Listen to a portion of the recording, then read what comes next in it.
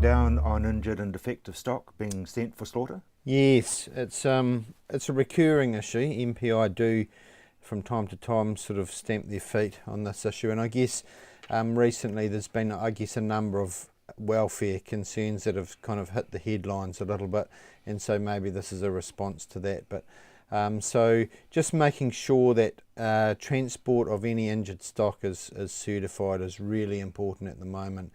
And I guess it's probably pertinent to clarify a few common issues really.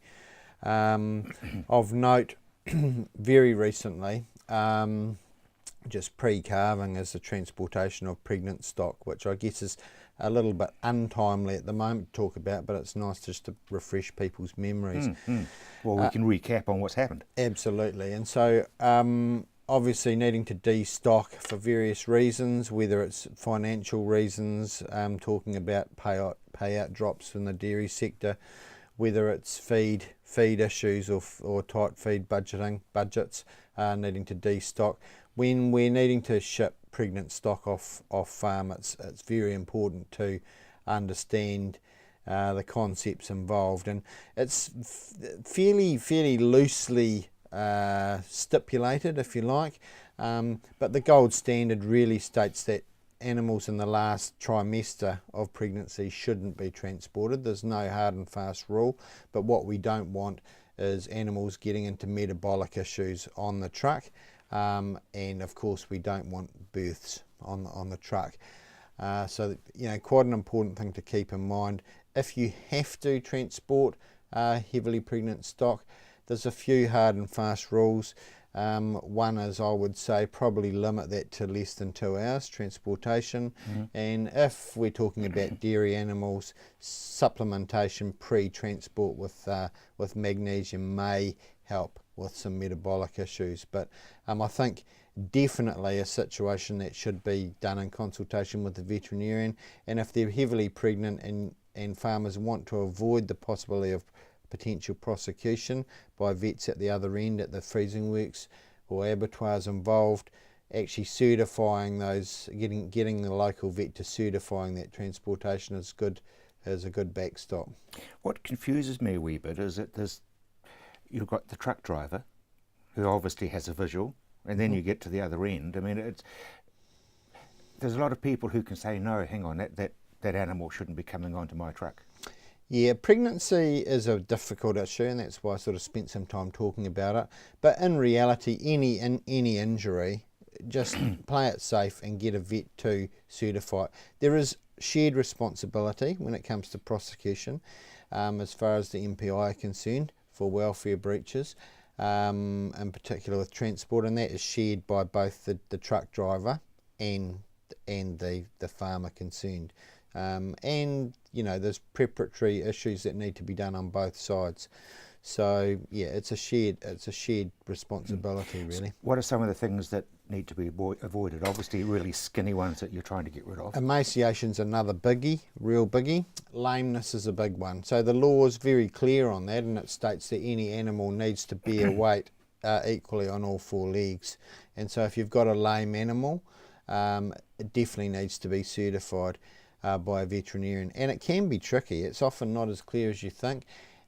Broken legs in well-muscled animals such as bulls, they can trick you quite seriously. They can just look severely lame and limpy and still look to be bearing weight on one leg, and actually then you can get into quite a bit of grief when they get to the freezing works, and the vet at the freezing works inspects that carcass, and when it's found to have a broken long bone behind all that muscle tissue, and that can result in prosecution. So lameness is a big one. Cancer eyes in cows, very, very big, and that's very hard to give hard and fast advice on, and my advice would always get a vet involved and to get it certified, the vet to sign a transport certification document.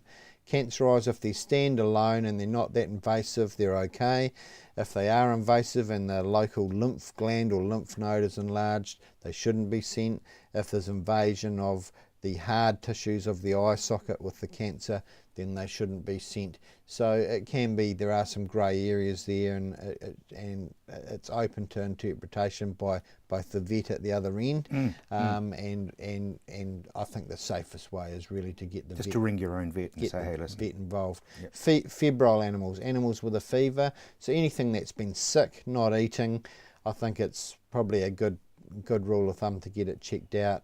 Any open wounds or infected wounds, they really need to be checked out.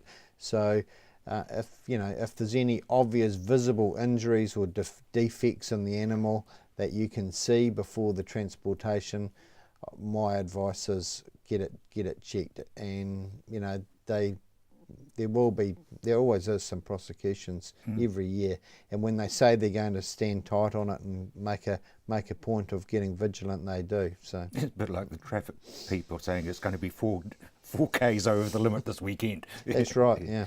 And it's all really done to protect human consumption and keep us fit.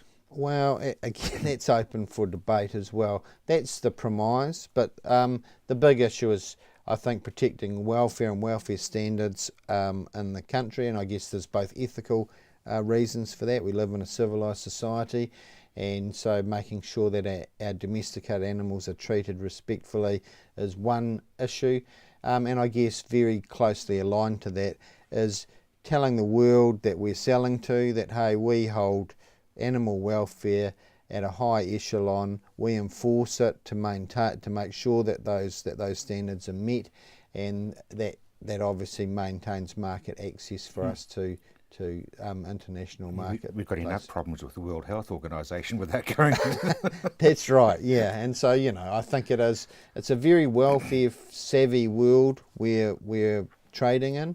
Welfare is a major issue for the big retail and supermarket chains in the United Kingdom, for instance, and so these are the marketplaces that we're needing access to, and so I think it's right down to the individual farmer to share that, take on their part of that responsibility and do things right, and the benefits to New Zealand as a agricultural trading nation is collective, and everyone's got their part to play. So be a very small percentage that are trying to get rid of stock that they should cut the throat of. Yeah, sometimes though people get desperate, and sometimes poor decisions are made, and sometimes it may not be that mindful that such a poor decision's made. People under stress don't make good decisions. Use the professionals that you know and that are around you to discuss things with and get advice, and if in doubt, just get it certified. That's, as far as transport goes, that's my advice. Nick, thank you very much indeed. It is very good advice.